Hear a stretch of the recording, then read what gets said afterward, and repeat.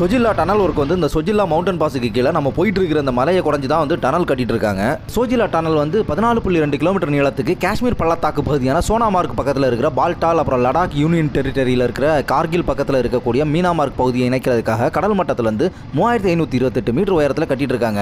இந்த டனல் கட்டி முடிஞ்சா இதுதான் இந்தியாவோட லாங்கஸ்ட் டனலாகவும் ஏஷியாவோட லாங்கஸ்ட் பை டைரக்ஷனல் டனலாகவும் இருக்கும். காஷ்மீரில் இருக்கக்கூடிய ஸ்ரீநகர்ல இருந்து லடாக் யூனியன் டெரிட்டரியில் லே வரைக்கும் இருக்கிற 415 கிலோமீட்டர் டிஸ்டன்ஸை இப்போ நம்ம போயிட்டு இருக்கிற நேஷனல் ஹைவே NH1D வழியாக கடக்கிறதுக்கு 13 to 14 மணி நேரம் ஆகும். ஆனால் அந்த சொஜில்லா டனல் கட்டி முடிஞ்சா அந்த மொத்த டைமிங்குமே வந்து 9 to 10 மணி நேரமாக குறைஞ்சிரும் அப்படின்னு சொல்றாங்க. எதனால அப்படின்னு சொல்லி பார்த்தோம்னா, கிட்டத்தட்ட நம்ம போயிட்டு இருக்கிற இந்த சொஜில்லா பாஸ் அப்படிங்கிற மலைப்பாதையை கிராஸ் பண்ணாகிற 4 மணி நேரத்தை வந்து 20 நிமிஷமா அந்த சொஜில்லா டனல் கம்மி பண்றதுனால வாகனங்களுக்கு எரிபொருளுமே கூட மிச்சமாகும். அது இல்லாமல் இந்த சொஜில்லா பாஸ்ல ஃப்ரீக்வெண்டா லேண்ட்ஸ்லைட்ஸ், பனிச்சரிவுலாம் நடக்கும். அதனாலேயே கிட்டத்தட்ட 6 மாசத்துக்கு மேல இந்த பாதையில டிராவல் பண்ண முடியாம க்ளோஸ் பண்ணி வச்சிருப்பாங்க. இந்த சொஜில்லா ஆல் வெதர் டனல் வந்து அப்புறமா வருஷத்துல எல்லா நாளுமே டிராவல் பண்ண முடியும்னு சொல்றாங்க.